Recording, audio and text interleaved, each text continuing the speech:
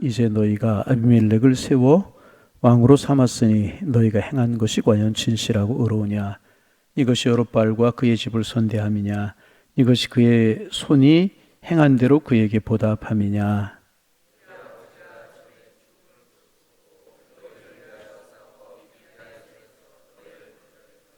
너희가 오늘 일어나 우리 아버지의 집을 쳐서 그의 아들 70명을 한 바위 위에서 죽이고 그의 여종의 아들 아비멜렉이 너희 형제가 된다고 그를 세워 세겜 사람들 위에 왕으로 삼았도다.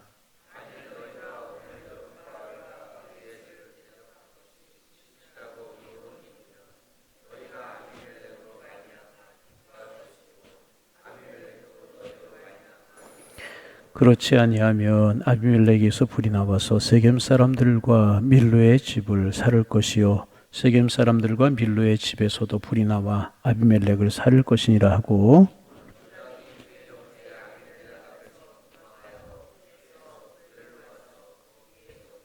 아비멜렉이 이스라엘을 다스린 지 3년에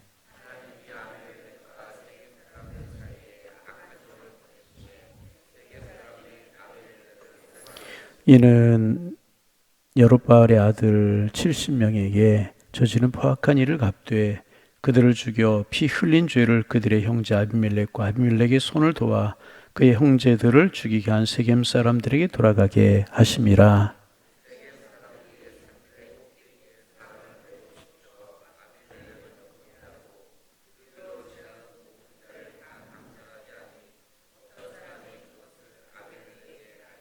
아멘. 하루가 시작되고 또 한 주간이 시작이 되었습니다. 주님 함께 하시고 주님 동행하는 평안한 한 주간, 주님 사랑 속에 깊이 잠겨 하나님을 찬양하는 한 주간이 되시기를 소망합니다. 이제 이렇게 사사기 9장을 쭉 보면서 조금 사사기에 있는 내용하고 거리가 좀 있지만 버나드 셔워라고 하는 사람이 이제 한 이야기가 생각, 자기가 죽거든 자기의 묘비에 이렇게 써달라고 그랬다고 그래요. 우물쭈물하다가 내가 이럴 줄 알았지. 한두 번 말씀드린 거죠. 이제 인생의 삶을 살아가는데 목표가 분명하지 못하고 그러면 우물쭈물하게 되고 그러다 보면 하늘이 없이 세상을 떠나게 될 것이다. 이런 이야기가 그 속에 담겨져 있는 거 아닌가 하는 생각을 하게 되고, 또 좀 어울리는 이야기는 아니지만 그래도 좀 소개하면, 우리나라에 이제 지금은 잘 방송에 안 나오는데 전에 방송에서 유명하게 많이 나왔던 김미아라고 하는 코미디언이 그런 이야기를 했다고 그래요. 자기 묘비에 이렇게 써달라고 그랬대요. 웃기고 자빠졌네. 그리고 이제 그렇게 썼다고 그래요. 여러분 가만히 생각하면 굉장히 우스운 이야기인 것 같지만 사실은 맞잖아요. 개그우먼으로 평생을 살았어요. 그죠? 웃기고 자빠졌는데 딱 어울리는 것 아니겠습니까? 다시 말하면 사람은 이제 삶을 살아가면서 흔적을 남기게 되어 있고, 그리고 이제 그 사람의 평가는 그 사람이 살아있을 때도 평가가 되지만 그 사람이 죽고 나면 그 사람에 대한 정확한 평가가 나오는 것이 아닌가 그런 생각을 하게 됩니다. 그런데 오늘 왜 이 말씀으로 시작을 하느냐 하면, 이제 기드온이 이제 뭐 그 소심한 사람이고 또 겁도 많은 사람이고 그런 사람이었잖아요. 근데 기드온이 하나님의 손에 붙들려 사용될 때 정말 용사로 쓰임을 받았어요. 그 많은 미디안 군사들을 물리치는데 300명을 가지고, 하나님이 세우라고 하신 300명을 가지고 13만이 넘는 그 미디안의 군사를 다 물리치고 7년 동안 압제를 받았던 이스라엘을 미디안의 손에서 구원해냅니다. 정말 큰일을 한 그런 사람이지 않았습니까? 그래서 이제 백성들이 기드온을 왕으로 삼으려고 할 만큼 기드온이 귀한 일을 한 사람이고 하나님의 손에 붙들려 쓰임받은 그런 사람입니다. 그런데 기드온이 이제 그 왕이 되는 것을 거부하죠. 하나님이 원하시지 않는 것. 하나님께 사사시대 때는 왕을 세우시지 않았잖아요. 두 가지 이유 때문에, 첫째는 내가 너희들의 왕이다.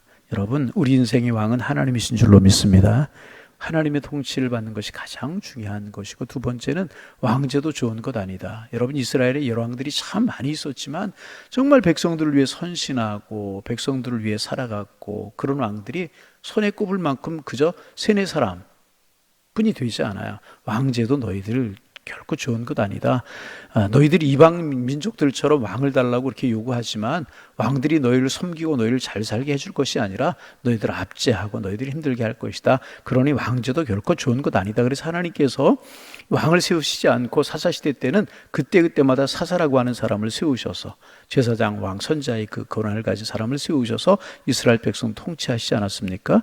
기드온이 이제 왕이 되는 것을 거부합니다. 이제 거기까지는 참 좋았어요.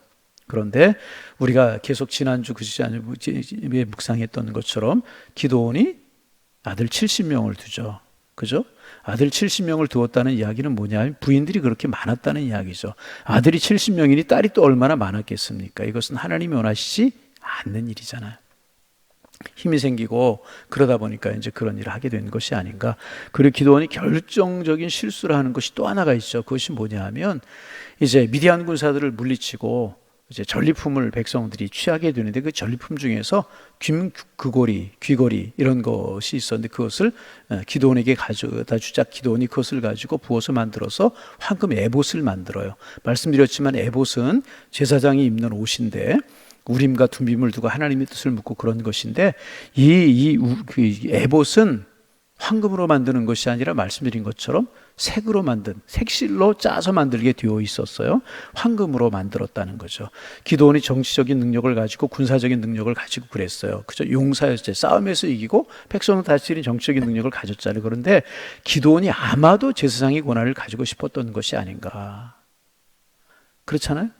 하나님께서 제사장의 기능을 하라고 하신 것이 아니고 또 에봇을 그렇게 만들었어요. 그리고 황금으로 만들자 사람들이 에봇을 섬기기 시작을 한 거예요. 여러분, 에봇이 섬김의 대상이 아니잖아요.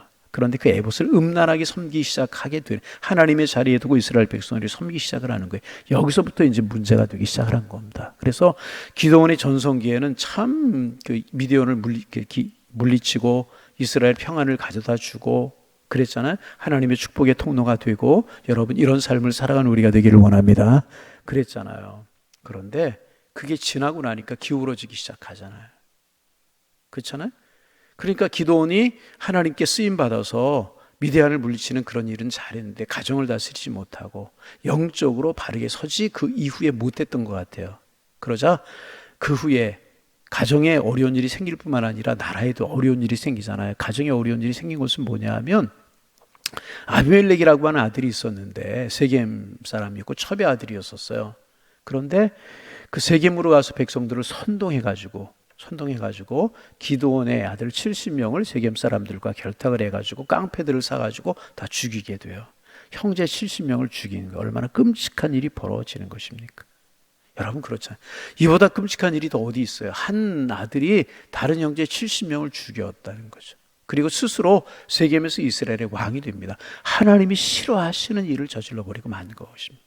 그래서 우리는 지난주에 그 중에서 이제 막내 아들 요담이라고 하는 사람이 살아나게 되는데 요담이 그리심산 꼭대기에 올라가서 하나의 비유를 이야기해요. 요담의 비유라고 하는 성경에서 아주 유명한 비유가 나오죠. 그죠? 나무들이 감람나무에게 가서 우리의 왕이 될라 그랬더니 내가 기름을 어찌하고 하나님과 사람을 기쁘게 하는 기름을 어찌하고 왕이 될 수 있느냐? 그럴 수 없다.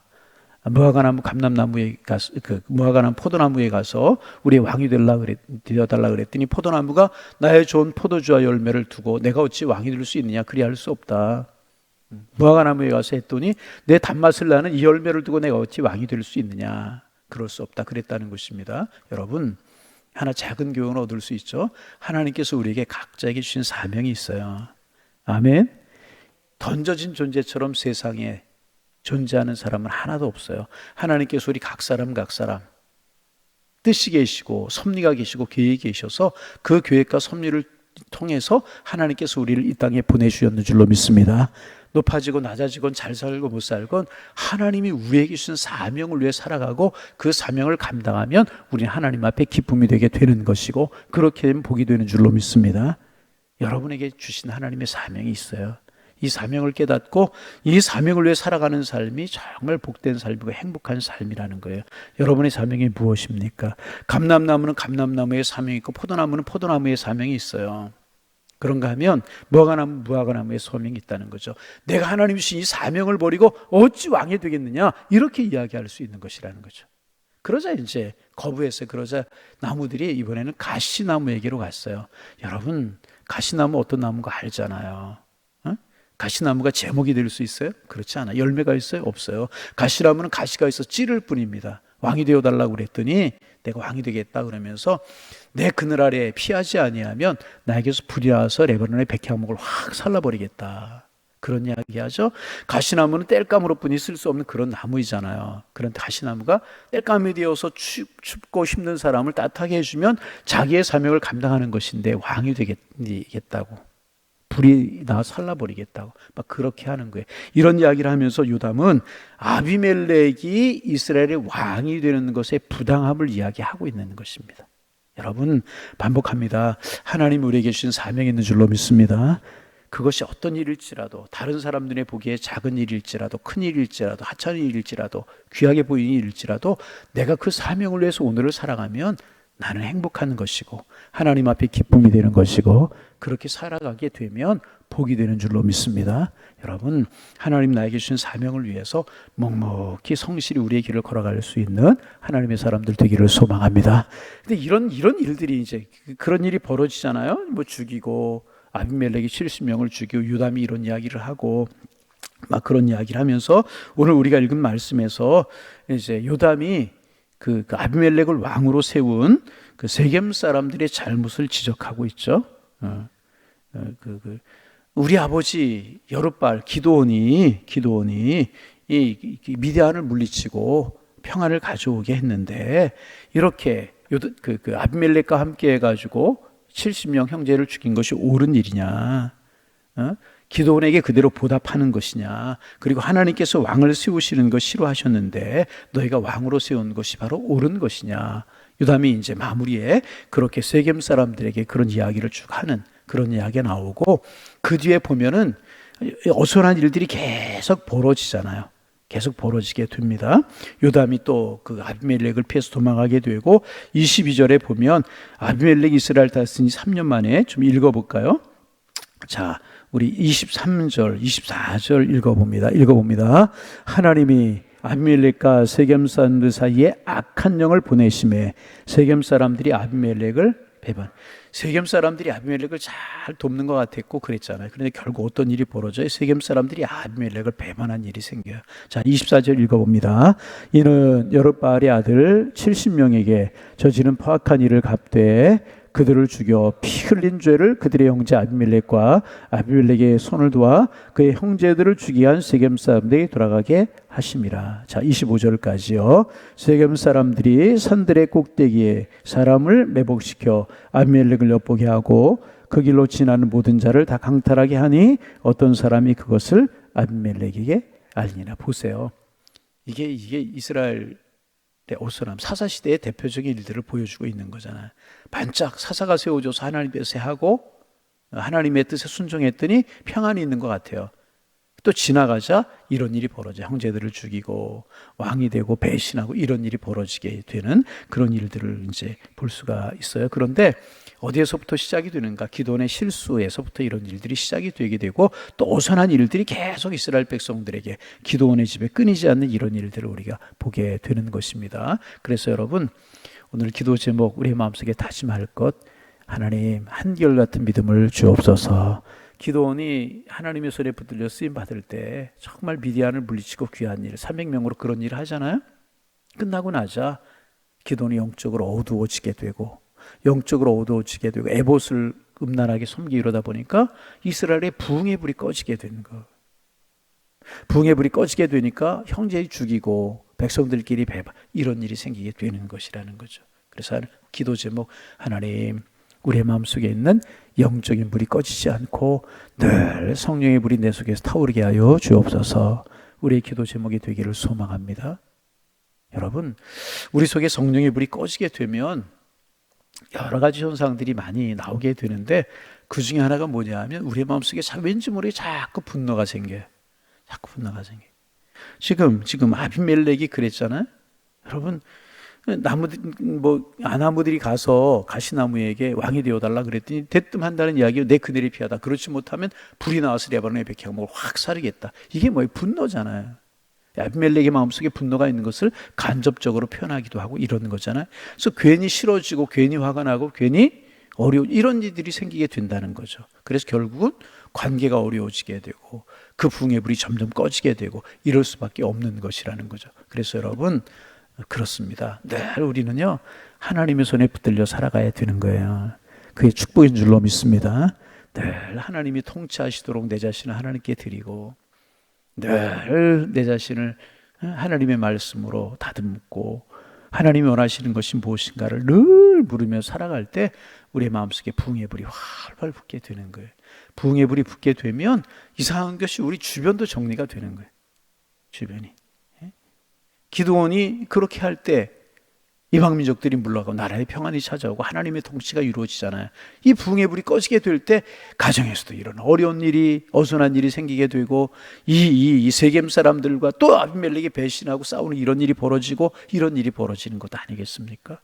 여러분, 그래서 여러분 조금 세상 사람들 보기에 조금 어리석어 보이고 그럴지라도 하나님의 통치 속에서 성령의 은혜 속에 살아가는 것이 가장 행복이요 축복이고 평안인 줄로 믿습니다.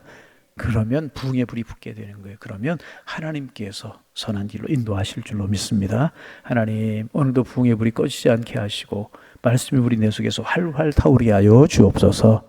우리의 기도 제목이 되시고 그래서 선한 영역을 물려주고 기도원이 그 다음 때 이렇게 되었지만은 우리는 우리 신앙의 후배들 또 우리의 자녀들에게 정말 더 아름다운 부흥의 불을 물려주고 우리 다음에 더 부흥의 불이 붙는 그런 축복이 있게 하옵소서. 요즘 한국교회의 걱정이 무엇입니까? 60년대, 70년대, 80년대까지 이뤘던 부흥의 불이 식어가는 것 같아서 참 마음 아픈 것이 오늘의 현상이잖아요. 며칠 전에 통계를 나온 것 보고 참 마음이 아팠어요. 5년 만인가 10년 만에 우리 교단만 50만 명이 줄었다. 그런 통계가 매년 이렇게 이제 교회에서 통계를 올리면 노회, 총회로 보고가 되고 그게 발표가 되게 되는데 50년 만에 50만 명의 기독교 인구가 우리 교단만 줄었다. 한국교회 전체로 보면 얼마나 많이 줄은 것이겠습니까? 여러분 그렇잖아요. 얼마나 마음이 아픈 그 통계를 보면서 참 마음이 아팠어요. 여러분 다른 것은 몰라도 영적으로 하나님 앞에 엎드리고 영적으로 기도하고 그래서 우리가 더 좋은 부흥의 불을 붙이고 물려주고 그래야 될 것입니다. 이런 은혜가 우리에게 있도록 기도하고 영적으로 깨어있는 하나님의 사람들 다 되실 수 있고 그런 우리의 교회가 될 수 있기를 주님의 이름으로 축원합니다. 하나님 새날 주셔서 감사합니다. 눈을 뜰 때마다 잠자리에서 일어날 때마다 하루를 주시고 생명을 주신 주님의 은혜에 감사할 수 있는 저희들 되게 하여 주옵소서. 눈을 뜨게 하시고 하루를 살게 하시는 것은 또 하나님의 귀한 뜻이 있기에 눈을 뜨게 하시고 하루를 살게 하신다는 사실 우리가 늘 기억하고 그 뜻을 따라 살아갈 수 있는 저희가 되게 하셔서 하나님 앞에 기쁨이 되게 하여 주옵소서. 주변에게 덕을 세우며 살게 주께서 인도하여 주시어서 우리의 사명을 날마다 이루며 살아갈 수 있는 하나님의 사람들 될 수 있도록 주님 인도하여 주옵소서. 하나님 기도원이 영적인 불이 붙고 하나님 앞에 서 있었을 때 이스라엘의 붕의 불이 붙고 전성기가 왔지만 또 이렇게 인간적인 연약감 때문에 실수하고 나약해질 때 붕의 불이 꺼질 때 가정적으로 민족적으로 비극이 오고 어려움이 올 수밖에 없었는데 그래서 우리가 늘 기도할 것 하나님 영적인 불을 꺼뜨리지 않게 하여 주옵소서. 기도와 말씀의 불을 꺼뜨리지 않게 하옵소서.